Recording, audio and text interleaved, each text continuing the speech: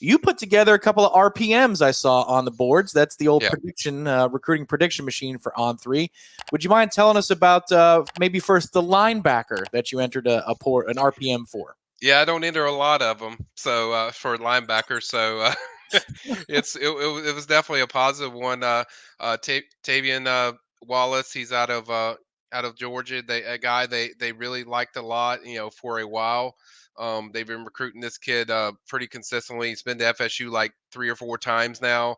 Guy that just fits everything they want as far as playing all three of the linebacker positions, and I think he's a guy every time. I mean, the last 2 times he's visited, he's told me that same thing where FSU's #1, and he's been very emphatic about it. And the body language kind of fits, what you hear in the leader stuff, and then the intel behind it after I had interviewed him, really felt good. And everything I've heard behind the scenes is that FSU is the team.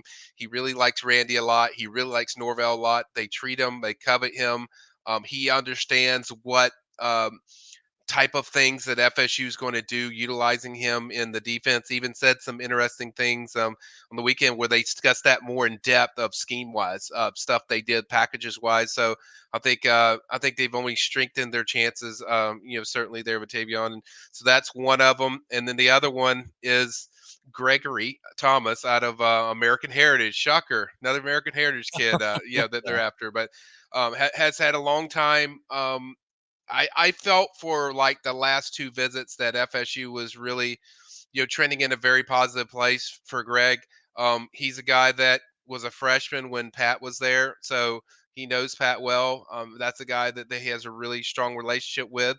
Even an extra tie is he's part of the Seminole tribe with his family ancestry, so he has some Seminole in him already. So and I think just everything's checked and clicked with Greg from the start. It isn't just the ties or the Seminole heritage. It's really just his connection when he sees what FSU does and just the feeling he gets when he's there. Like I hit a lot of guys up on different topics, and whenever I have to do recruit reaction, he is one of the first to respond immediately.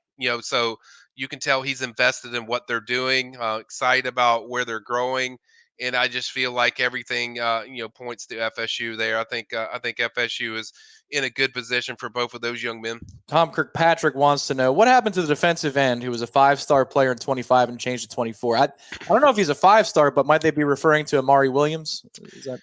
Yeah, he could be. He switched from 2025 to 2024. He was the #1 athlete in the country for 2025, but obviously the rankings kind of shift once you'll go to another class. I feel extremely good that FSU is going to get some good news whenever he decides to announce. I've heard he wants to announce with in the February late signing period, but I feel pretty strongly about where FSU sits there. I think people will be pretty happy whenever he does eventually reveal that news, and it's a plus for them because you just have added a quarterback, Trevor Jackson, I believe is his name, and then and then you add him. I think if you get those 2 additions, which one they've already enrolled in FSU, so you got him, and then you add in Amari, I think that's certainly could push them into that top 10. Question on Amari Williams, because I remember doing the signing day show, and that's always is a grind, you know that. And there was this urgency. It felt like if he wasn't going to sign today, then the chances not so sure. Like it's not now or never, but it was close to that. So what do you think happened that made him stick with Florida State? Well, I have intel I can't share on that yet. Okay. But I was feeling the same way. Like, hey, there was going to be visits.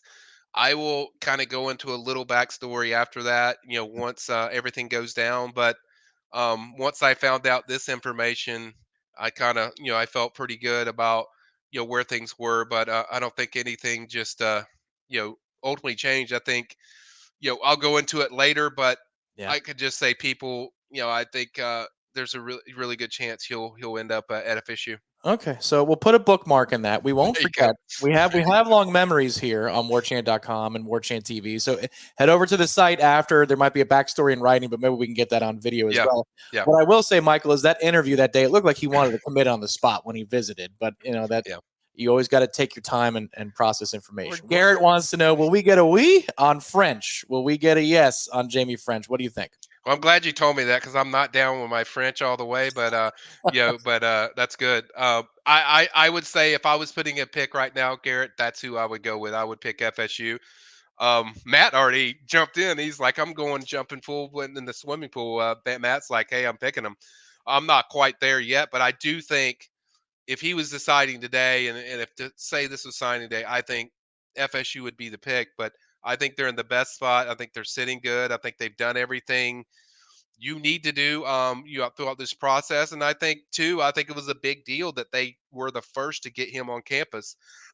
Once getting done with that, decommitting from Alabama, I think that was a big deal. Of he could have went to a lot of places. I mean, I think the Florida guys even thought he was going to come over there. Went to Florida State. And though I think overall, I think they're checking all the boxes, and certainly with their offense, their productivity on the field is very enticing to him. The feeling he gets around the school is very enticing. So I say, yeah, I mean it looks pretty good, Garrett. Go with we for now. Thank you very much, Yep. Garrett, for the question. Last recruiting question before we wrap up for the night. Thoughts on Zaden Walker? Oh, wait, we snuck one in. Sorry. In the 2025 class, is there a certain group that's most important? Most important. Is that linebacker, Michael? Could it be anything else? I don't think it could be anything else for me. It's got to be linebacker because you need some. I mean, I like the Omar Grahams. I certainly like Blake Nicholson a lot. I like some of the talent that you have in there, but you need a lot more blue chippers in that linebacker room, and so that has to be the position that is the focus, I think, with 2025. Now, the good news is they already have one 4-star in Ethan Pritchard out of Seminole, the Sanford Seminole, and then another one I already covered, Wallace. If he jumps in, that's two. So you're on the pace of what you want. So overall, I think they're checking off what they need to do. But yeah, that will be the top position for me, linebacker. All right, so we'll cap it with this linebacker, Zaden Walker. This would be a big fish. My Yes, goodness. What do you yes, think? yes. I think I think Randy would get a lot of beers bought for him if he could pull off Zaden Walker, the number one linebacker in the country. I've said this before. Going into this visit, I felt pretty strongly it was Georgia. And then after the visit, I checked with the people that are around, Walker, and then people that would know him and just would know what's going on. And they were like, yeah, he likes Georgia a lot, but this is a lot closer than you guys think. Like, I mean, there's a closeness to FSU that really resonates with him. That I think FSU is very much a player, very close. I mean, they mentioned it to me like going to visit, high percentage for Georgia, and then going, once he visited FSU and they really knocked it out of the park. They mention it more like in the 55, 45, pretty Mm. close. So I think FSU's done what they need to do as far as checking off. I think, like French, he wants to see, just consistency of what the program looks like. Because I think people are like, you do one year and you do another year, and people are like, okay, where's the 5 stars? It's like a lot of times recruits want to see a between 2 to 4 year pattern of consistency of what you do, and this is going to eat into that third year. If you have 3 straight good years, I think it certainly will make big waves for guys like Zaden Walker. But I think he really resonated with the culture that is at FSU, but also the winning. He loves what the winning product that he sees on the field.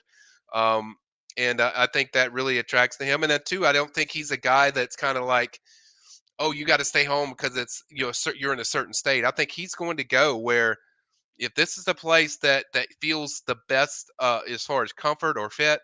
I think that's what Satan's going to do. It's not going to be just about every top tier team.